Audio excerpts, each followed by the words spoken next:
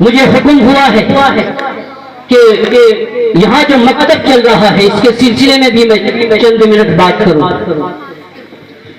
یہ امت مسلمہ کے ایک بہت بڑی خرابی کہ دنیاوی تعلیم کو تو بہت زیادہ اہمیت دیتے ہیں لیکن دین کی تعلیم کی کوئی اہمیت نہیں. میرے دوست سے بزرگوں، ہر ایک آدمی دنیا میں اپنے آپ کو بہتر کہلانا چاہتا ہے اور ہر ایک یہ چاہتا ہے کہ میری تعریف ہو، میری عزت ہو. ہر ایک جو ہے اپنے آپ کو بہتر کہلانا چاہتا ہے لیکن آقا کا فرمان ہے کہ آسمان کے نیچے زمین کے اوپر اگر کوئی بہتر ہے، اگر کوئی افضل ہے تو وہ کون ہے؟ خیرکم من تعلم القرآن وعلمہ.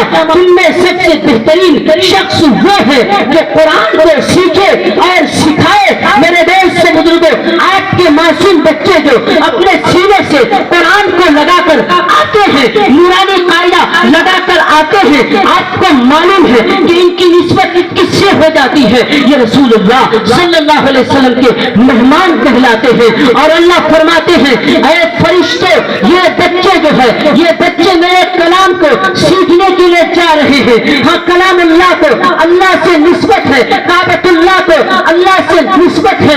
دنیا میں تو بہت سارے گھر ہیں، دنیا میں تو بہت سارے مکان ہیں لیکن کعبۃ اللہ اللہ کا گھر ہے. اس لیے کعبے کو دیکھنا بھی عبادت ہے، کعبے کا چکر لگانا بھی عبادت ہے، کعبے کا ذکر کرنا بھی عبادت ہے. تو کلام اللہ جو ہے، کلام اللہ کی نسبت جو ہے اللہ سے ہے، اللہ کا کلام ہے. اس لیے اللہ تبارک و تعالیٰ فرشتوں کو کہتے ہیں اے میرے فرشتوں جاؤ. میرے بچے، معصوم بچے اپنے گھروں سے نکل کر مدرسہ جا رہے ہیں، قرآن سیکھنے کے لیے جا رہے ہیں. جاؤ ان کے پیروں کے نیچے اپنے پر بچھا دو تاکہ تمہارے پیروں سے جو ہے یہ بچے چل کر میرے کلام الہی کو سیکھنے کے لیے جائیں. اس کے بعد پھر جب یہ بچے آ جاتے ہیں تو پھر دوست بزرگوں، فرشتے ان بچوں کو اپنے حصار میں لے لیتے ہیں. رحمت کی بارش ہوتی ہے، رحمت کی چادر سے ان کو ڈھانپ لیتے ہیں. میرے دوست بزرگوں، کیوں؟ اس لیے کہ ان کی نسبت جو ہے اللہ اور اس کے رسول کی طرف ہو چکا ہے. میرے دوست بزرگوں، میرے مائیں اور بہنوں، فکر کی ضرورت ہے. ہاں، فکر کی ضرورت ہے کہ آج ہم دنیاوی تعلیم کے لیے بہت محنت کر رہے ہیں، بہت جدوجہد کر رہے ہیں. میں منع نہیں کہتا، ہر شعبے میں ہمارے بچے ہونا چاہیے.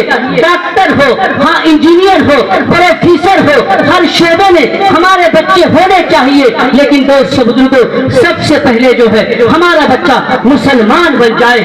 میرے ماں اور بہنیں، آپ سے میں بڑے عاجز اور انکساری کے ساتھ یہ درخواست کرتا ہوں کہ آپ جو ہے اپنے آپ کو محتاج بنا کر اپنے بچوں کو تیار کر کے پابندی کے ساتھ مکتب بھیجیں. یہ اللہ کی طرف سے ایک بہت بڑی نعمت ہے. اور کل قیامت کے دن آپ سے پوچھ ہوگی اگر آپ نے اپنے بچوں کو قرآن نہیں سکھایا، دین نہیں سکھایا.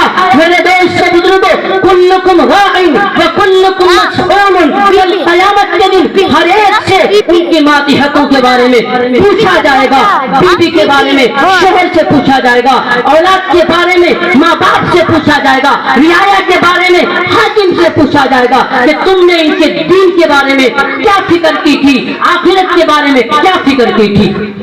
اور دوستو، یہ دین علم اور قرآن جو ہے سکھانا یہ اتنا ضروری ہے کہ اگر کسی نے اس میں غفلت کی، کوتاہی کی، اس کے بعد پھر اولاد نافرمان ہو جائے، پھر اللہ کے سامنے روئے، گڑ گرائے، خون کے آنسو روئے، اللہ معاف نہیں کرے گا، اللہ معاف نہیں کرے گا. کیوں؟ اس لیے کہ کلام الہی کو پڑھانا، کلام الہی کو سکھانا یہ حقوق العباد بھی ہے اور حقوق اللہ بھی ہے. حقوق العباد اس لیے ہے کہ آپ کے ماتحت میں آپ کی جو اولاد ہے، آپ کے جو بچے ہیں، آپ کی ذمہ داری ہوتی ہے کہ آپ ان کو قرآن سکھائیں، قرآن کی تعلیم دیں. اور حقوق اللہ اس لیے ہے کہ اللہ کا کلام ہے. اللہ کے کلام کو اگر نہیں سکھائیں گے تو یہی کلام الہی جو ہے اگر ہم سے جو ہے دوست بزرگوں قیامت میں پوچھ ہوگی.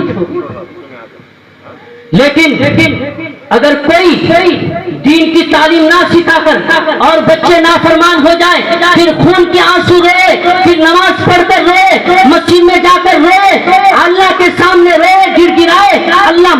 کر دے، اللہ معاف کر دے، اللہ معاف نہیں کرے گا۔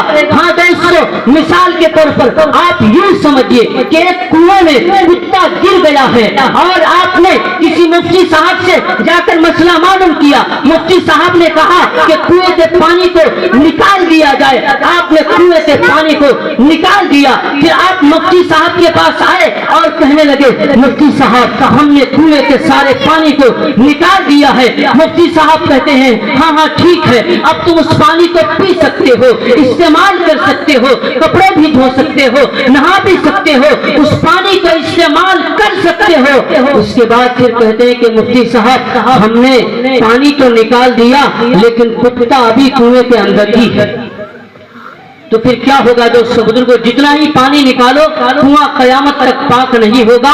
اس لیے جو ہے صرف رونے سے گڑ گڑانے سے کام نہیں چلے گا، بلکہ جو ہے اپنے بچوں کو آپ قرآن سکھائیں۔ اگر آپ کے بچے بڑے ہو چکے ہیں تب بھی آپ قرآن سکھائیں، آپ کے بچے جوان ہو چکے ہیں تب بھی آپ قرآن سکھائیں۔ آج جو ہے ہر طرف سے باطل کا حملہ ہو رہا ہے، ہمارے ایمان کی سودا کرنے کی بات کی جا رہی ہے، کوشش کی جا رہی ہے اور ابتداء کا دور دوڑا ہے میرے دوست بزرگوں۔ اس لیے ضرورت اس بات کی ہے کہ ہم اپنے نوجوان بچوں کو دین سکھائیں، قرآن سکھائیں، اتنا دین تو ہم ان کو سکھائیں کہ وہ اپنے ایمان و اعمال کی حفاظت کرنے والے بن جائیں۔ اللہ تبارک و تعالی ہمیں عمل کی توفیق عطا فرمائے۔ وآخر دعوانا الحمدللہ رب العالمین۔